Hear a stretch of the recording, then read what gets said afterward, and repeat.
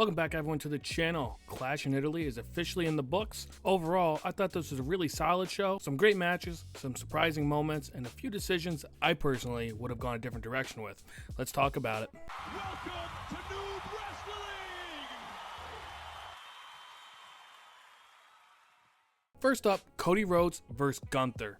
I honestly thought Cody was going to lose this one. Gunther is just terrifying once he gets you locked in his submission. Every time he gets that choke locked in, it feels like the match is over. But Cody found a way out. He slipped free, hit some reversals, connected with the crossroads, and somehow pulled it off. And I won't lie, I was pretty happy. Cody's my guy. If you watched my short reel I posted immediately after, I was genuinely getting emotional near the end because it looked like he might actually lose. But there was also some drama at the finish. It looked like Gunther may have had his foot on the ropes at one point and the referee didn't catch it. But honestly, who cares?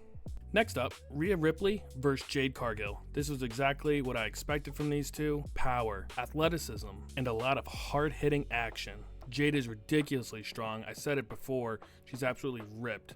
Meanwhile, Rhea has some of the most dangerous kicks in wrestling. There was one spot where Rhea was on the ground and snapped a kick upward as Jade charged at her. It looked awesome. At one point, it felt like they each dodged 5 finishers. Rhea hit a razor's edge and launched Jade across the ring. Both women looked absolutely beat and exhausted by the end. There was another cool sequence where Rhea had Jade on her shoulders, Jade escaped, and both women were fighting for position near the ropes. Then we got the interference. Jade's friends came out and helped save her by getting her foot on the rope. Later, Charlotte Flair came out to return the favor for Rhea, evening things up. This was a pretty cool touch, seeing how historically they haven't always got along. After all the chaos, Rhea finally connected with the Riptide and retained. Then we got the big Oba Femi versus Brock Lesnar match.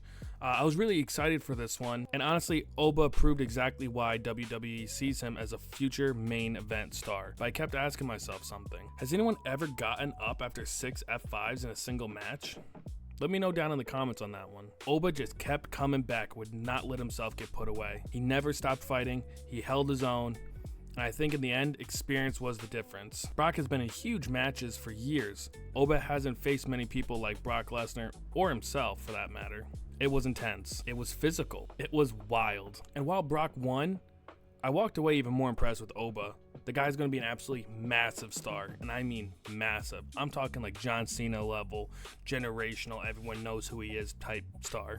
But personally, I hoped Oba would win. I thought it would have been a huge statement. But now that the series is tied 1-1, maybe we head towards a third match at SummerSlam. Then we had Sol Ruca versus Becky Lynch. My daughter and I are huge Sol Ruca fans. This time we wanted a real finish. Thankfully, this one delivered. I mean, Sol is just different. She's athletic, the creativity, just the way she moves around the ring. I've honestly never seen anyone quite like her. When she jumps and does her moves, it's almost like she's floating. It's absolutely some of the craziest, most beautiful wrestling I've ever seen. But Becky Lynch is also a different breed. You can tell she genuinely loves professional wrestling. She's not relying on looks or presentation. She's there because she wants to be known as one of the best wrestlers in the world.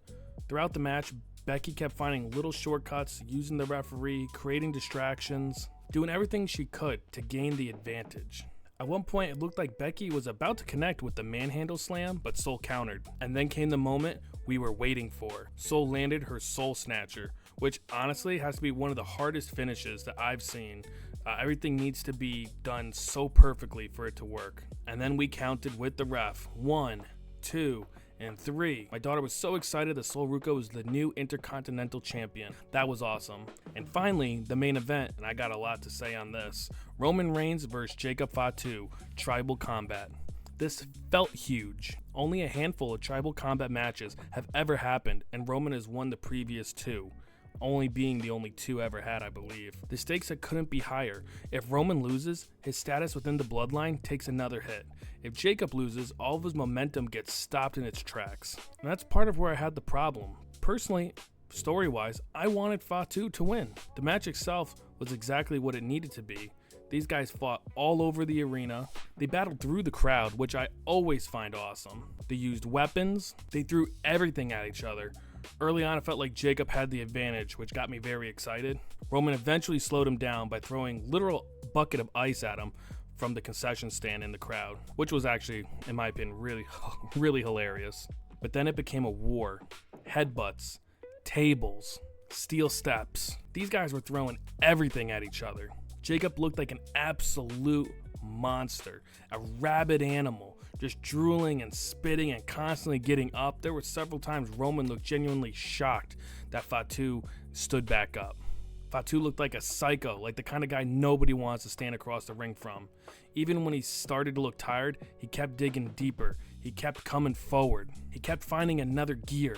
There were splashes, headbutts, near falls, big counters. At one point, Jacob Fatu threw Roman into the ropes, and Roman jumped off the ropes, landing a Superman punch midair, which at that point I thought it was game over, but it wasn't. Jacob kept fighting. That's what made this match so special. In the end, Roman found a way to survive. But honestly, this is where I want to talk about WWE as a whole. I enjoyed the show. It was exciting and it was fun. I really did. But I think WWE needs to take more risks.